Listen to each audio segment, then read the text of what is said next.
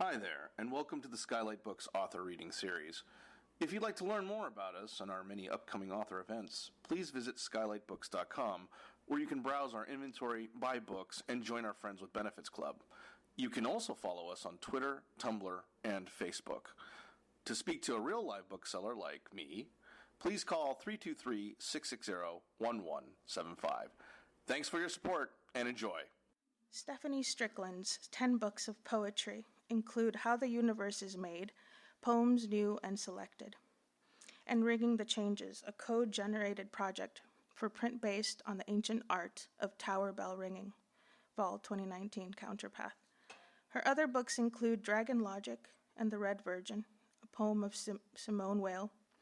She has also published 11 digital poems, most recently House of Trust with Ian Hatcher, a generative poem in praise of free public libraries and Hours of the Night, an MP4 PowerPoint poem, Probing Age and Sleep, with M.D. Coverley.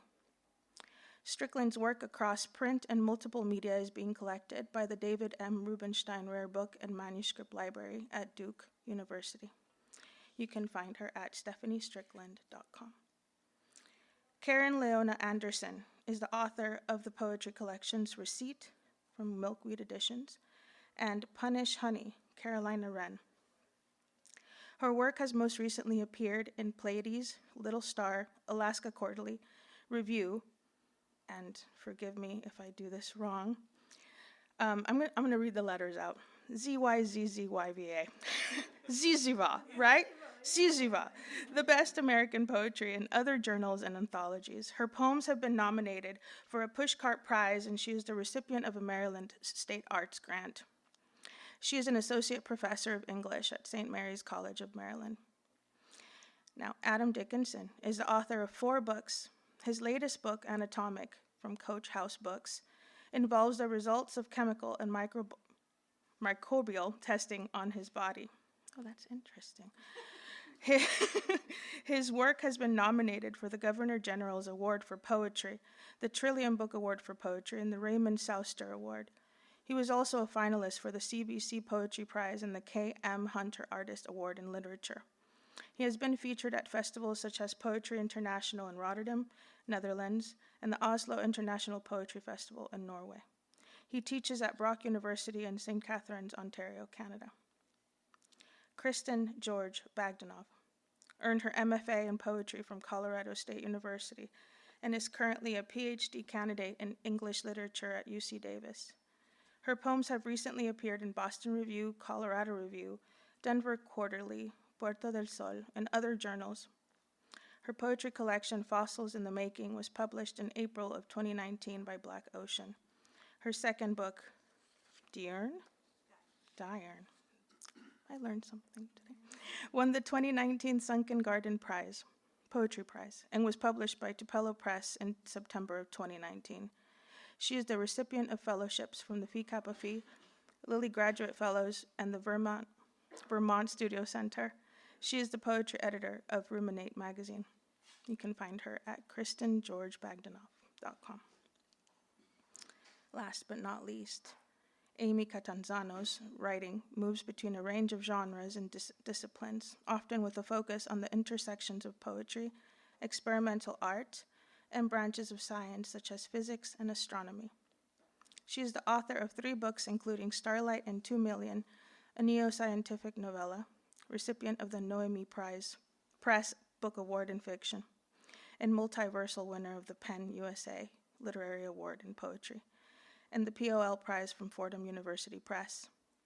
She is also the author of the chapbook World Lines, a quantum supercomputer poem, and the digital poem Wavicles, among other works. She is an associate professor of English and poet in residence at Wake Forest University in North Carolina. She has conducted research for her writing on site with scientific research centers and scientific collaborations, including CERN in Switzerland, and on the Dark Energy Survey at the Cerro Tololo Inter-American Observatory in Chile. In 2018, she was the poet in residence at the Simmons Center for Geometry and Physics at Stony Brook University. Are you guys ready? All right. So we're going to go in order as I read them. So if you can have a round of applause for Stephanie, please.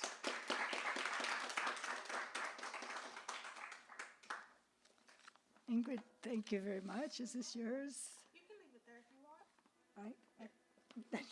Or not. Okay, good. I need a different set of glasses.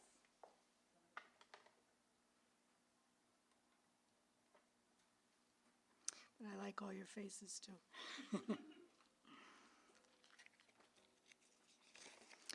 So Paul Celan said, can you all hear me? Yes, okay. There are songs to sing beyond the human. Birds are vanishing from our world, nearly 3 billion lost since 1970. This one, native to the Americas, is still here from the New World. More vivid even than the morpho, more still than the sphinx moth, oar-winged, warlike, you attack and drive off hawks. No pigment, only light split through rigid structures in your barbules into ribbons, crimson, ruby, fire green. Grackles, gouramis, peacocks, scarabs, your foils, none so radiant, so swift, your colors never strut, never shift in display. They are there, are not, and again not. We are huge. We hang back. We can feel your hum on our horizon, see a furious blur out there in the garden this morning near the vine. Torpid by night, flushed with blue skylight, your heart, the discs of your wings spin, scatter, cinders of quickness, burning their fuel, not to soar, to stand still over the flower, shaking so little, the needle bill and tubular tongue that touch the dark throat of the blossom. So the Americas were new only to colonial invaders, but an actual New World houses this bird, a telepresence installation created by Eduardo Katz. Viewers in the gallery and online see through its eyes into a huge cage, the aviary in which it sits, and both the poem and the installation are called Rara Avis, rare bird. Not the old vicarial Holy Communion, nor the older surgery, pregnancy, sex. Instead, another newer way to enter each other, to share the same telematic coordinates, to share via circuitry and hardware, these vary, surveillance, and ambience, physical robots and avatars wander. The augmented body, invaded, hosts ping body, composite, unfragmented, neither all here, not all there, sliding in shifts. The viewer is transported into the aviary and sees from the point of view of the macaw, a telerobotic, tropical, eyes front, so owl, macaw, CCD camera eyes. Voila, space instanter virtual. Connected through the net, as well remote participants share owl's body, vicariously in and out of the macaw.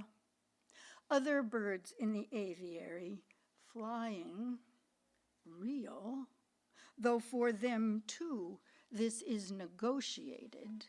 Locals, remotes, animals, telerobots, for sale. Freeware gets a grayscale, commercial product color. Color feed to multicast frame rates available to still fewer. Profession older, than the oldest, vicarial lure, vampiric pull past skin, body in body.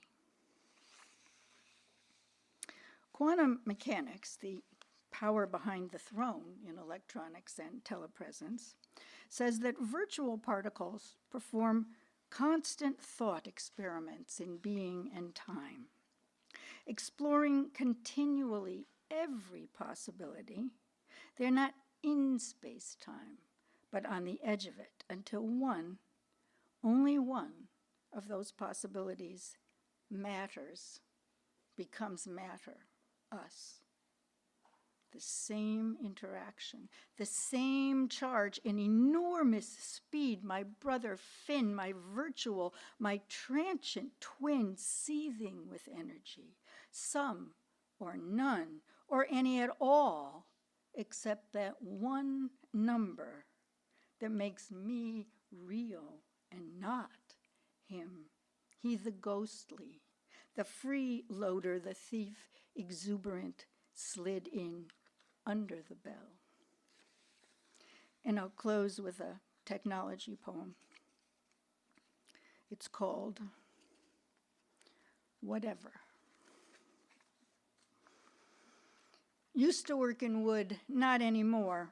Sinter laser in its bath of dust.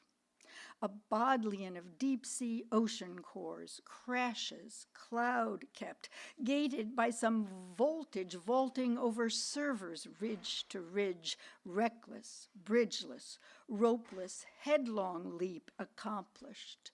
No bravado, only zest. Elderness extends antennal trees and very, very slowed dock of the bay stutters, ghosts, abortuses, extinctions. Python, pearl, ruby, lisp, titanium, kludging glitch attendants make my day. Point pixel privilege, analog in D, embedded not. It's digital in A, cached everywhere. I execute, play, pay, trump geophysics with G-locatives, send ribbon worms extruding into space, tubers to digest text into skin. Snarls of code are catching in my throat, gorilla glass remazing my attention, while the floating turquoise berg is sensing a universe all hum. Start tuning in. Whistlers on the line cross hemispheres. Abiotic lives are hard, some rust, some shine on Gargle Earth's white cube. Black box, light strings matter forth as columbines. Suppose stability flatlines our brains. Not that we're wrong, but what if we are real? Karu, Old English, care, sorrow, grief. Ocean ice sheet, SPF 1,000,000. Ribbons barrel along, not their cross-sections. Reclaim, as neo-pagan witches say, difference or degree, a sack of nodes at odds, irreconciled, unconsoled, their cry for justice founded, such that each planetarian beheld, each sleep corral from silence, its own vibrant tone. Precambrian Heimweh, homesickness. Yes, 2000 Ma. Ma means now 1,000,000 years ago, past snowball earth, past muck. If stopless flood, be grail, be gusher, geyser, forcing goal, the ultimo of any universal urge, it's yet no ultimate of mine. I change the locks. I choose an ancient sea. Its uncaused stasis strew one salt-filled chance to pledge to prequels their lost jubilee, to say we know this needs to be redone. remade, rethought, redeemed, rehoped, rerun. Thank you very much.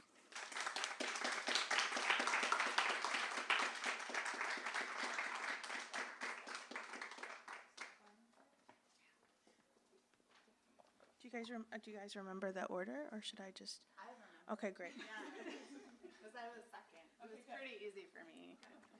Thanks, Stephanie. So I'm Karen Leone Anderson, and I'm going to first thank Kristen for organizing this reading and Skylight Books for hosting us, including Ingrid and Maddie and David Gonzalez, who's really patient with me on the phone, and to say I'm grateful to read with all of you tonight. So I'm going to read 4 poems tonight, one from each phase of my work, plus one. And I'll start with the most topical poem, given the science of poetry theme of this evening, which is from my first book, Punish Honey. So in this poem, my dad's a biologist. He's very ashamed of me. No, that's not true. It's okay. He's not that ashamed of me, but he wishes I was a scientist. And I came across this experiment that people had done in his lab about 15 years ago, like an affiliated lab with his, where they were testing why snakes have forked tongues and trying to figure out what they would do without one of the forks. And it turns out that if you remove one of the forks of a snake's tongue, it can only hunt in a circle because it really needs that side of things to do things. So it's like really miraculous knowledge, but kind of a violent way of getting there. So I was trying to think about the violence in this, but also how to kind of restore agency and action, like back into scientific language. So this one's called Still Life with Data. Though data on the page leaves behind the snakes in cages, sheaves of papers, threadworms stilled, I stilled, in formaldehyde, the 1,000 gutted flowers, mine, bedevil the greenhouse floor and raise a stink. The blood cleaned from the organ before it's hung in spirits smears a slide. And the pencil vomits awful numbers, litters the reeking lab. My snake died just a day ago, and still he smells the milk-eyed frustration of hunting for a year in circles with a single tongue. The fork I cut was cut to show that snakes with one are worse than a human with an eye put out. Put out, the eye that's left behind will make the world a whole. Data that the snake's scarred tongue can never capture, the left side of the world, his world, a stinking little mouse. I waited for the snake, holy rodent. The fork I wiped was wiped from the lab's black table. The data dumped onto the paper, the hunted for answer spat into the dumpster that I tried to pull it from, was blinded by the waste of reunited halves, the bloom and worm, snake and fork, the whole and hungry mice. So I'm going to break form a little bit here because I used to live in this neighborhood about 20 years ago. So this next poem from my most recent book, Receipt, is just an LA poem. This book has, it's called Receipt because the first section is recipes, the second section is about my cash register receipts, and the third section just like goes off the rails, like I'm about to do.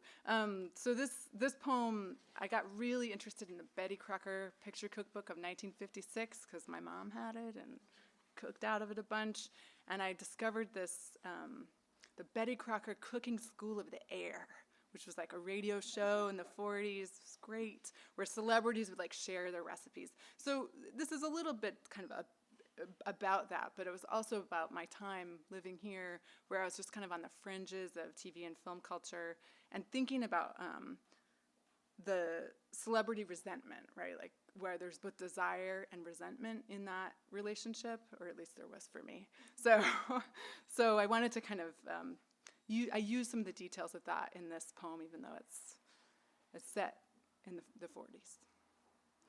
Betty Crocker Cooking School of the Air. Beaten by the recipe, I hear the stars, disarmed chatting.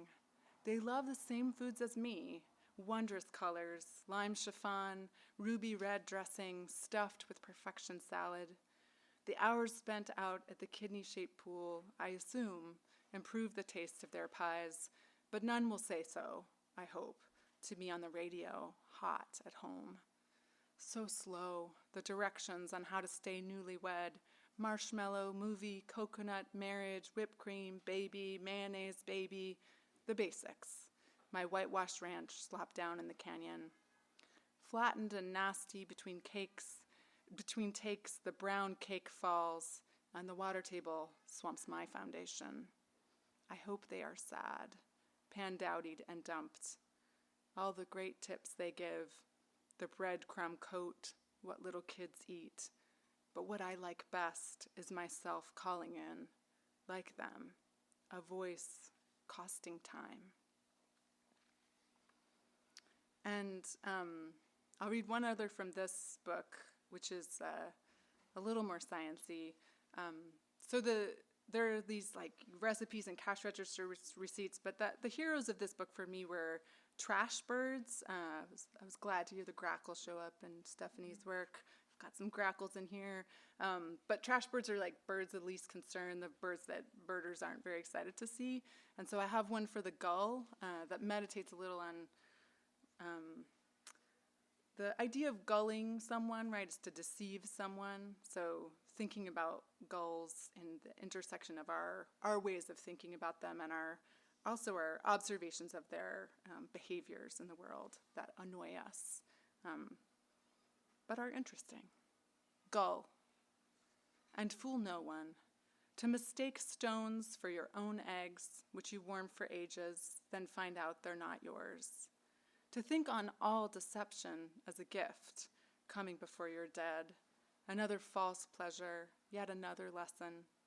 To silver, to slender, to slaty back, to most ridiculously cleave to sight and mate, to find divorce selected against, to find your food in every place, mussels, bread, minnows, clam, fry, the unhinged prophylactic jaw.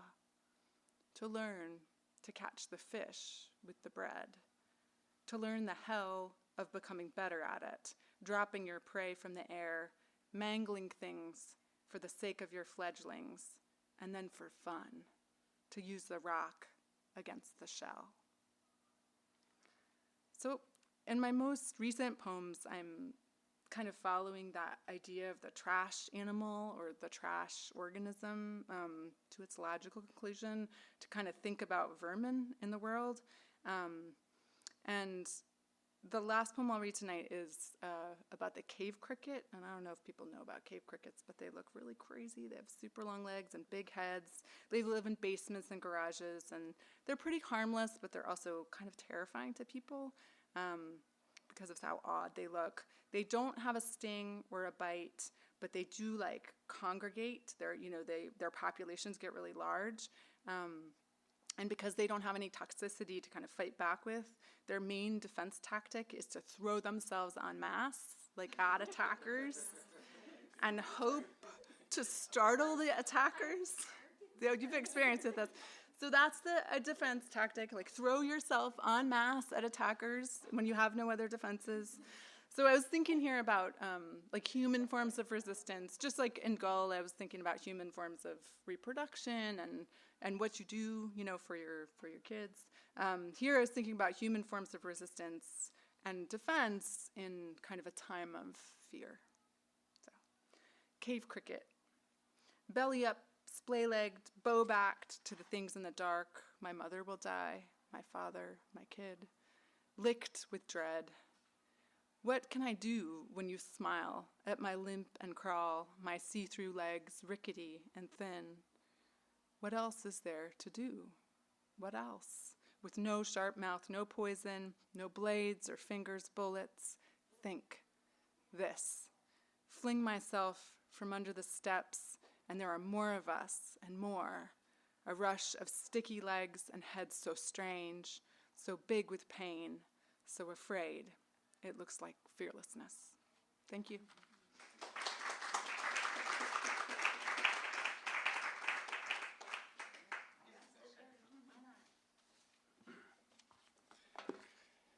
Thank you very much. My name is Adam Dickinson, and it's an honor to be here. Thank you to the organizers. I'll read from a couple books. My interest recently in poetry has kind of coalesced around the idea of metabolism and the relationship between the global metabolism of energy and capital and how that affects the local metabolism of human and non-human bodies. So I'm interested in thinking about how energy and the production of energy and the circulation of capital in the world enters us, in as much as we have chemicals in our body, we have income inequality in our society, we have microbes disturbed by industrial food production, etc. So I'm interested in thinking about metabolism as a form of writing and how, as a poet, I might be responsive or sensitive to these other forms of writing. So I'll read a little bit from this book, The Polymers, which is about plastics and plasticity. The book combines the discourses, theories, and experimental procedures of the science of plastic materials with the language and culture of plastic behavior. So I wanted to think a little bit more broadly about plastic. How might we see evidence of polymeric structures in the world around us? Petrochemicals generate forms of writing, and we see this in the clothes we wear and the furniture we're sitting on. This is how plastic writes our environment. And so I wanted to look for ways to read this writing by looking at cultural formations and social practices for examples of repetition, iteration, accumulation of various sorts. So I did research on lineups. I stood in lines for long periods of time. I looked at examples of where things gather or accumulate. I was interested in conspiracy theories and hoaxes and things that kind of accumulate and collect on themselves. The book is divided into 7 sections, each of those 7 sections for the 7 principal synthetic resins. If you turn over your water bottle, you'll see a little triangle, and there's always a number between 1 and 7 in there, which indicates the particular resin that material is made from. Polyester is number 1, 2, and 4. Polyethylene, polyvinyl chloride is number 3. Number 5, polypropylene. Number 6, polystyrene. Number 7 is other, which is a giant category.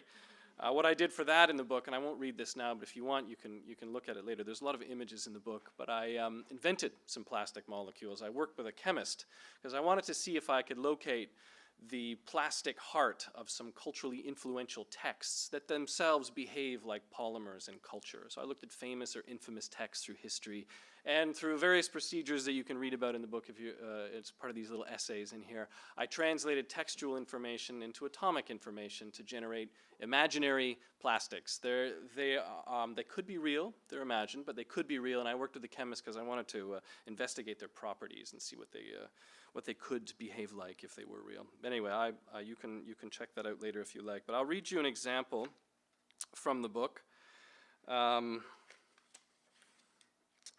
I live in Canada near Niagara Falls, which is a major tourist attraction, as you know. And this particular poem comes from my excursions through parking lots, looking at license plates and collecting slogans from license plates, which strike me as a kind of adjectival tourism. All these slogans accumulating as a kind of polymeric narrative of the virtues of a whole bunch of places. So again, I was thinking of plastics more broadly here, thinking of plastics in a cultural sense. So I'll read this poem. Perhaps you can recognize this poem is made up of the slogans for all 50 U.S. states. So perhaps you recognize your own state here for those of you from outside of California or in California. It's called Hearsay. Rumor has it, the out-of-towners drove straight up through the heart of Dixie, then north to the future, to the Grand Canyon in its natural state. The Golden Constitution claims to be the first to celebrate and discover sunshine. All of this makes a Pacific wonderland of aloha, peach to the famous potatoes in their amber waves of grain and big sky dairyland.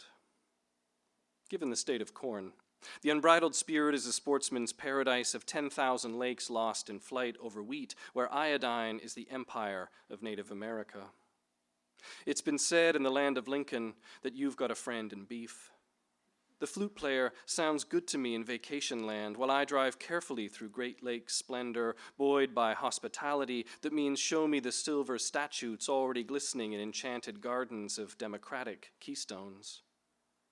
The greatest snow on earth is a wild and wonderful lone star, stating in full color, before the ocean, the green mountains, and the evergreens, that the great face of the birthplace of aviation lives free or dies, while cars mate methodically in lots according to mud-flapped theories illustrated with unrinsed plates. And I'll read a couple of poems from this book called Anatomic, which extends my interest in chemistry and poetry. For this book, I tested my body for chemicals and microbes. I wanted to look at the way the outside writes the inside. So I looked into my blood, my urine, and my poop, and I saw the Anthropocene staring back at me, and I wrote about what I found. It was a horrifying journey in many ways.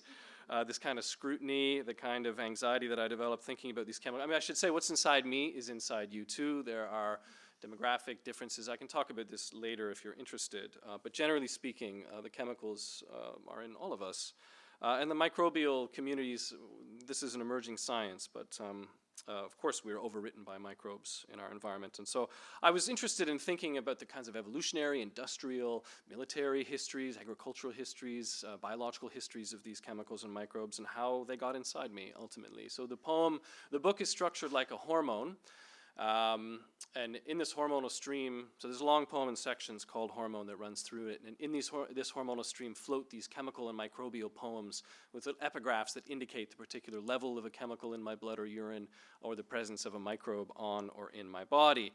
It's really an attempt to kind of think of the endocrine system as a poetics. Hormones in our body are flying around, sending messages back and forth. How might I, as a writer, think of this as a form of writing and turn it into a form of writing?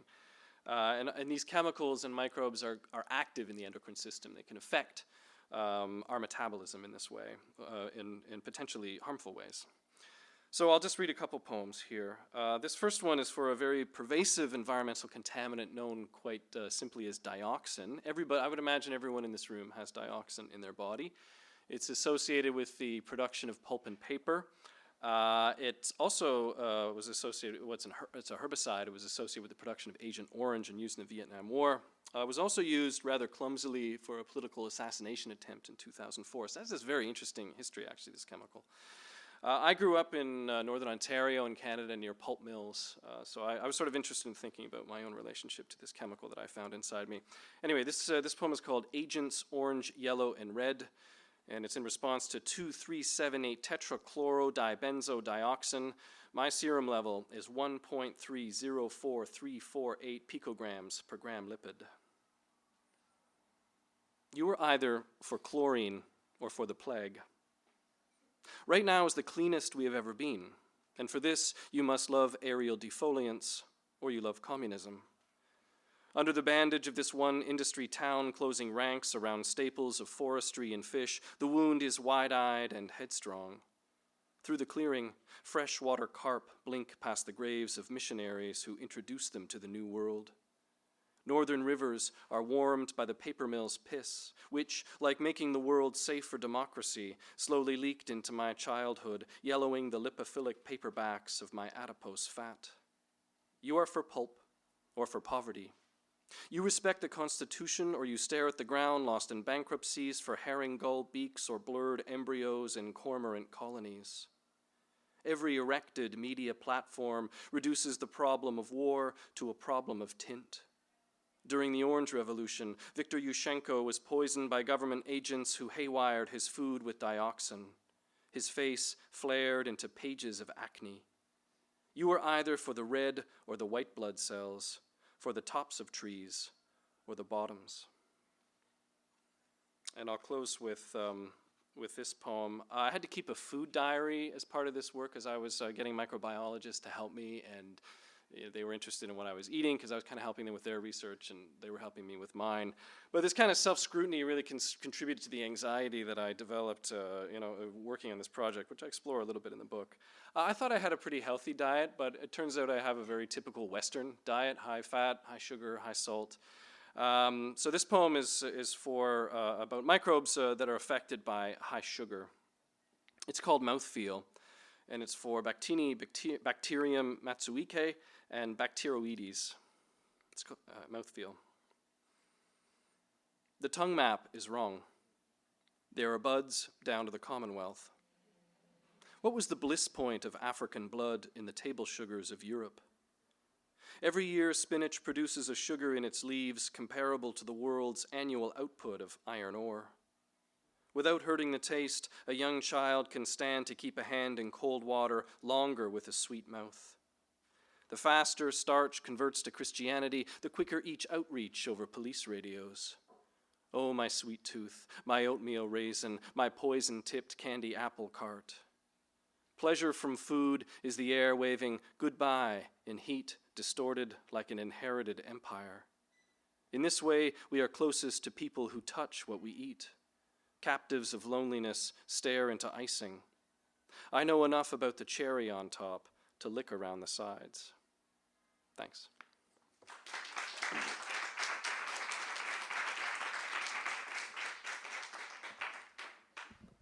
Thank you all for being here, braving the LA traffic. As someone who has lived in both Orange County and Santa Barbara, I've always tried to avoid LA, but it's actually really lovely being in it in one spot. So I'm going to read a couple poems from Diurne, which just came out in September. And kind of to jive with the theme tonight, I've selected a couple poems that have to do with thinking about deep time and waste and remediation. And this book itself is very much obsessed with time and waste. So it's a procedural project that I wrote at the rate of one line or segment or sentence per waking hour of the day for about a month. So it's trying to kind of measure consciousness, and because of that, there's a lot of waste in these so-called poems, because apparently I'm not super poetic every hour on the hour. I'm trying to work on that. But so there's like just overheard bits of conversation, things I think are funny, things I've read, and then like lines that maybe sound like poetry. So it's interested in kind of the waste that we try to keep out of the poem and to say it is excessive to the poem. And I kind of think of this in terms of remediation as a process that says we can turn things back to a pure state, but really we're just suppressing waste. So I'll just go ahead and read three days from this long month here. This is day 3. Species barrier also a binding. Small deaths daily keep us close. Method. I divide my desire by the background extinction rate. Antarctic ice shelf Larsen C calved an iceberg the size of Delaware today. This is the first time I've really thought about Delaware. I'm not a good runner, but I do it almost daily. Sometimes I walk if no one is looking. I hate the sound of unmediated breath. Also today, humans formed a human chain off the coast of Florida to save someone from a rip current. The man who started it said he got the idea from watching ants. Surplus populations are often compared to insects, as in they were crawling all over the city. In this case, that was not the case.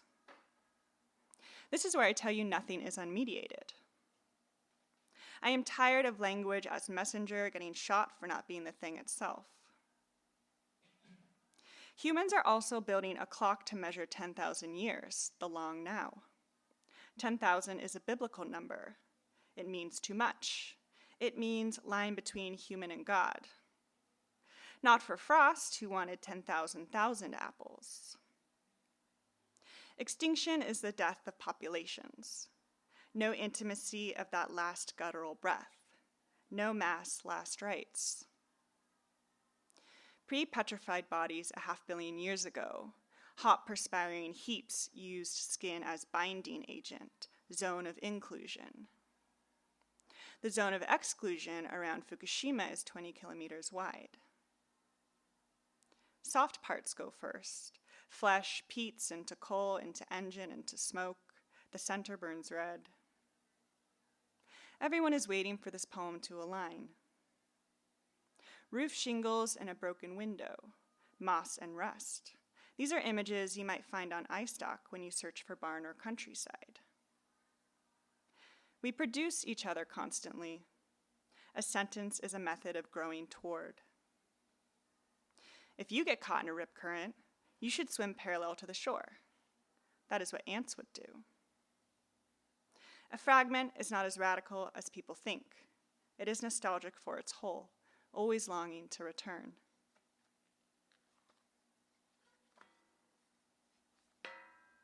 Day 15. I am on the verge of waking. I find an edge inside myself and push. I hold my ache underwater. It stops twitching. Rain relocates the shit at my feet to someone else's street. For instance, runoff chock full of pesticides flows into the ocean and begins a process called eutrophication, well nourished. Algae get fat off phosphates, then die. Bacteria eat their corpses and use up all the oxygen. From above, dead zones look like oases in an expanse of uninhabitable blue. Everything in the ocean is looking up from below. My mother just texted me to see if I could talk, but I said I was in the middle of something, which I am. Remediation is a process by which exposure to radiation is reduced through the treatment of contaminated soil, groundwater, and surface water. The goal is to return the site to its original state, Edenic aspirations. Each remediation produces more materials that require remediation. Zero waste. The terms cleanup, rehabilitation, and restoration are often used in public discussions of remediation. Every good poet needs a pen pal. Please write to me at 1514 F Street, Apartment 3, Sacramento, California, 95814.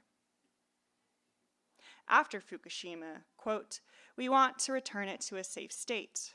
We promised the local people that we would recover the site and make it a safe ground again," said someone.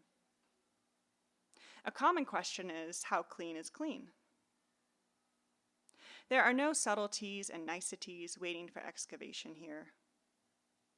Certain government bodies decide what the acceptable levels of toxicity are for its citizenry. In other words, they establish a permanent ration of collective standardized poisoning, said someone. Desserts named after disasters. 1, mudslide pie. 2, ice cream blizzard. 3, molten lava cake. 4, fill in the blank. This poem is a physical relation between physical things, fugitive form in a world of hostile data. Who will remediate the mediators? It was actually supposed to be meteors, but I kind of like mediators better, so I'm going to let my consciousness rewrite that. Okay, and this is the last one, day 18. Can I say the F word in front of your daughter? Okay. Wait, it's actually, no, it's not in this poem. I thought I was going to read that one, but I didn't. But I already said, I'm going to say the SH word again. Okay, 18. Awake without hunger, awake knowing it will come. The scent of shit disguised by pine. Many have already experienced the apocalypse. They live in the after while others build their houses on the beach. Once or twice in her life, a woman is gutted like a fish. Please do not read between the lines. My heart a cloister the rain cannot reach. Hell no, we won't glow, they said. At a time like this, it is hard to even pleasure oneself. The world, it seems, cannot be said. After we destroyed Hiroshima, the first forms of life to emerge were mushrooms. They feasted on iodine-131, strontium-90, and plutonium-239. This phenomenon can be classed under radio ecology. No rainbow in the sky, the glow of the heavens brought low. This poem is tactical. Each encounter a contamination, which is to say, skin was made impervious by men and modernity. We need help to survive. All the things that cannot live without first being burned to the ground. Scale as symptom of capitalism. Porta poem. This poem might be salvageable. I take what I can and I leave what might give me tetanus. Pick clean the teeth and the hips, pull out the DNA and IUD, shape them into something new.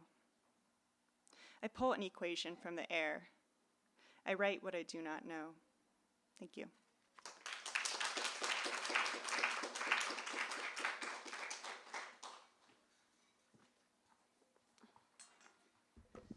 Hello, everybody. Thank you all for coming, and thanks to Skylight Books. It's great to be here. So I'm going to read, I think, maybe one poem, but I'm going to tell you a little bit about it, and maybe I'll read two, I'm not sure. But the poem is called Sparticles, and a sparticle is a hypothetical particle that is theorized in a theory in physics known as supersymmetry. And in supersymmetry, all of the regular particles in matter have a kind of a hypothesized superpartner, this sparticle that they're trying to find in giant particle accelerators like the Large Hadron Collider at CERN. But they haven't found them, but they have this very, very elegant theoretical model for the possible existence of sparticles. And if we find sparticles, if there are in fact these hypothesized superpartners to all regular matter, that would actually explain a lot about other fundamental questions in physics, questions that have to do with dark matter and dark energy, the asymmetry of matter and antimatter in the universe, and other major concerns of physicists today. So I was also like very interested in the word sparticles. I hear and sort of see all of these like near sparks in the word sparticle. I had written a digital poem called Wavicles, which was sort of like a sister word.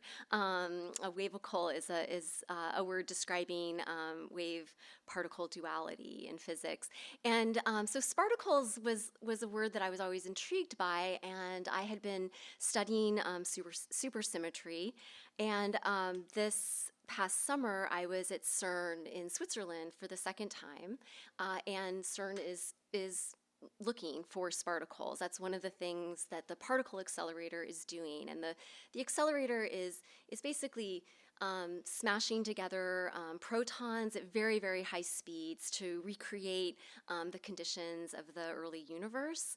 And it's doing this in a 17-mile tunnel underground, parts like under parts of Switzerland and France. So I had started this poem before I went there, but I decided I finished it at CERN. So I thought I would read it tonight. Sparticles. Manhandling the hypothetical, particles from their n-dimensional droves, I parade myself like the sky parades faint daytime moons made from subatomic particles and possibly their sparticles, the invisible superpartners of matter in supersymmetry that can only be discovered by collisions of proton particles traveling nearly the speed of light in the high energy particle accelerator here at 46.23345, 6.057494, the coordinates of my experiment at the machine, powered by massive electromagnets and superconducting wires, joined to detectors, radiant mandalas of woven metal, and hundreds of megawatts used as logical wings. So The very first poem I ever wrote about the Large Hadron Collider was actually right when it launched in 2008. And it was at a time when people were really contending with both sort of their hopes and their fears for this technology. A lot of people thought that CERN was going to destroy the world with creating mini Big Bangs and little black holes, which in a sense they're doing, not destroying the world, but creating those things. But other people, especially scientists in the scientific community, saw CERN as this great hope for in a sense, saving the world, a way of understanding the world that was at that point unfathomable. So I was really interested in kind of like the emotive pull of CERN, in addition to the science itself. And so I wrote a poem called "The Amulet," and it's a short poem. I'll just read it now. And in it, I'm both thinking of sort of the Large Hadron Collider as an amulet, as a kind of like spring of good fortune, but also at the same time as poetry, a kind of amulet or a point of protection against it. Because as we know, science is has been used and is for great knowledge and leads to great discovery. But we also know, right, that it has been used for great destruction. And I think that's something that actually poetry is very equipped at mediating. We don't often acknowledge poetry as having legitimate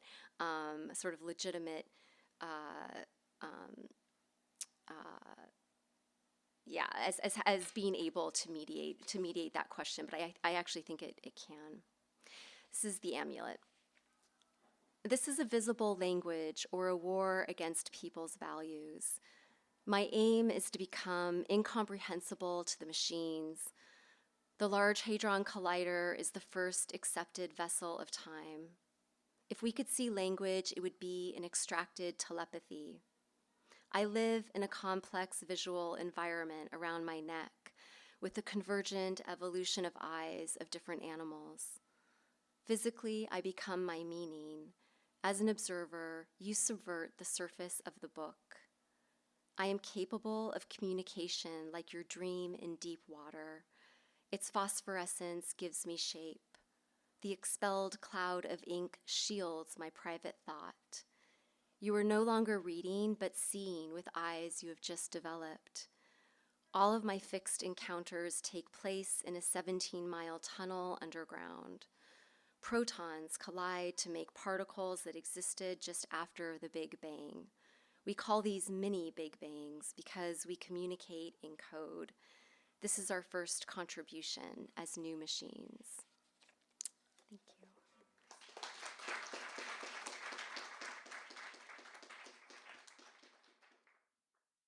You've been listening to the Skylight Books author reading series.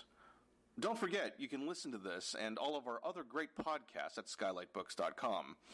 Thanks again for stopping by, and we hope to see you soon.